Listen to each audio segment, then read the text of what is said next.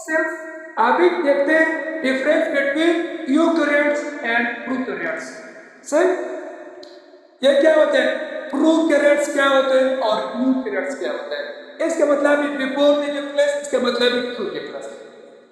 सही, through nucleus before the nucleus क्या मतलब, सबसे पहले वर्ल्ड में क्या चीज डिस्कवर हुआ, कोष ऑर्गेनिज्म आर्किया। आर्किया क्या चीज है, प्रोकैरियोट्स। उसके बाद ये यूकैरिया, उसके बाद बैक्टीरिया निकला। ठीक है, बैक्टीरिया के बाद यूकैरिया निकला। सही, ये 35 मिलियन ईयर को भी मौजूद है दुनिया में, लेकिन उसके बाद ये 25 मिलियन को मौजूद यूकैरियोट्स। प्रोकैरियोट्स क्या होता है और वो क्या चीज होता है, ये इसका मतलब ये जो सेल्स है ना, सेल्स के अंदर न्यूक्लियस का कोई जगह मालूम है, न्यूक्लियस का जो एरिया है वो मालूम नहीं। यानी इसका मतलब ये न्यूक्लियर मेम्ब्रेन एब्सेंट है। न्यूक्लियस वाला जगह, न्यूक्लियस का जो लोकेशन होते हैं, एरिया होते हैं, वो मौजूद नहीं। अगर मेम्ब्रेन था तो जगह भी मालूम है, लेकिन वो डिफाइंड न्यूक्लियस यानी वेल डेवलप्ड न्यूक्लियस। वहां पर वेल डेवलप है, यहाँ पर पाल्स न्यूक्लियस है, यानी यहाँ पर बिफोर न्यूक्लियस यानी कोई ऐसी चीज नहीं, न्यूक्लियर मेम्ब्रेन नहीं इसके अंदर। हाँ, पहले दोनों कंबाइन थे, बाद में जो डिफरेंस निकला मेम्ब्रेन के वजह से। सी, ये फर्स्ट पॉइंट था। और इसके बाद देख ले, नो मेम्ब्रेन ऑर्गेनेल्स। वहां पर क्या मौजूद है, तमाम ऑर्गेन्स के ऊपर मेम्ब्रेन है, एक्सेप्ट कुछ प्रोटीन्स नहीं ना, ऑर्गेनेल्स के ऊपर मेम्ब्रेन नहीं। यहाँ पर फिर एंसेंट ऑर्गेनिज्म, यानी सबसे पहले ये पैदा हुआ एंसेंट है, और ये एडवांस ऑर्गेनिजम्स। ये सिंपल है और ये कॉम्प्लेक्स ऑर्गेनिजम्स। इसके अंदर ऑर्गेनिज्म ज्यादा है, तो ये कॉम्प्लेक्स, इसके अंदर हम है तो simple. Ribosomes are small 70s। Bacteria के अंदर जो राइबोसोम होते हैं 70s। स्मॉल कितना है और लार्ज कितना है पता है? स्मॉल 30 और लार्ज 50s। और हमारे बॉडी के अंदर साइटोप्लाज्म की बात कर रहा हूं, माइटोकॉन्ड्रिया किससे हमारे, हमारे माइटोकॉन्ड्रिया के राइबोसोम्स। हमारे बॉडी के अंदर क्या स्मॉल कितना है, स्मॉल 40 लार्ज 60s, तो कितने बना 80s। हाँ, मैथ के गड़ागड़ करते हैं, ठीक है, 40-60 को जमा कर ले 80 आ सही, लेकिन वो अलग खाली जी। इधर देख लें, लेकिन अगर इंस्टीट्यूट में आ जाए, अगर यहाँ पर क्या मिशन था, माइटोकॉन्ड्रिया, फिर इधर भी 70s था, इधर भी 70s। माइटोकॉन्ड्रिया के अंदर राइबोसोम 70s है, लेकिन साइटोप्लाज्म के अंदर जो कि वो 80s है। DNA is in a cytoplasm, that is but nucleus नहीं है, तो डीएनए कहाँ मौजूद होगा, साइटोप्लाज्म में मौजूद होगा। और हमारा सेल तो है न्यूक्लियस में मौजूद है, डीएनए कहाँ मौजूद होगा, न्यूक्लियस के अंदर मौजूद होगा। सही, division bye binary fusions, binary codes का एक सेक्टर्स, ठीक है, यानी बाइनरी फ्यूजन से होते हैं। यहाँ पर division by mitosis and meiosis के अंदर, ये एमाइटोटिक है। एमाइटोटिक मतलब प्लांट्स के अंदर भी एमाइटोटिक है, याद रखना, प्लांट भी एमाइटोटिक और हमारा बॉडी भी एमाइटोटिक से, सॉरी ये प्रोकैरियोट्स, यहाँ पर माइटोसिस और मेयोसिस हो सकता है।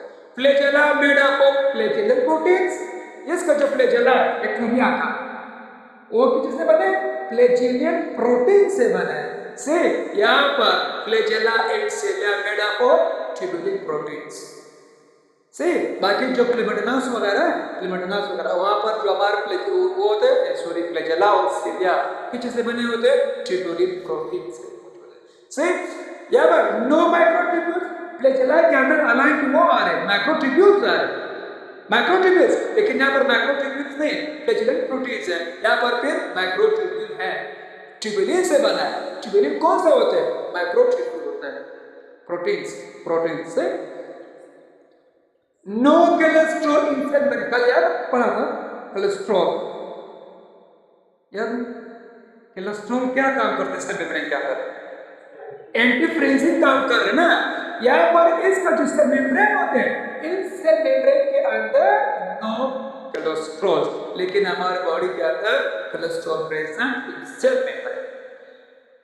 Perispermic cell membrane contain enzymes, इस बैक्टीरिया के अंदर जो एंजाइम्स होते हैं, तमाम एंजाइम्स का मौजूद है मेम्ब्रेन के अंदर मौजूद नहीं, सेल्स के अंदर मौजूद नहीं, कहाँ मौजूद है, मेम्ब्रेन के ऊपर मौजूद है, लेकिन हमारे बॉडी के अंदर क्या मौजूद है?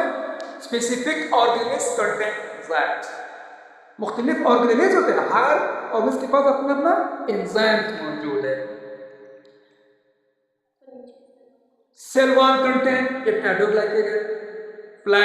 पेप्टाइडोग्लाइकेन क्या चीज होता है? दो चीजें combine.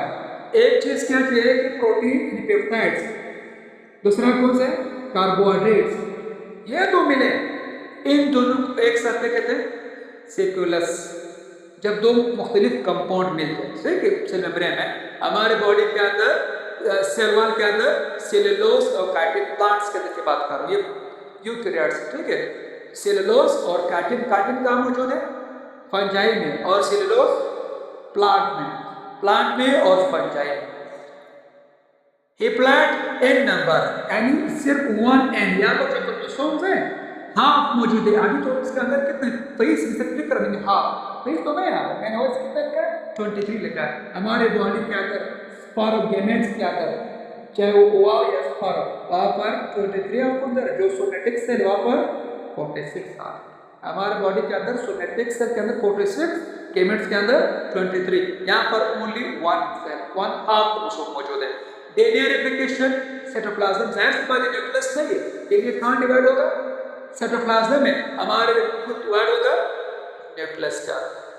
All types of RNAs are synthesized by single RNA polymerase enzymes. यहाँ पर कितना भी all types है, RNA की तमाम टाइप्स पर मौजूद है।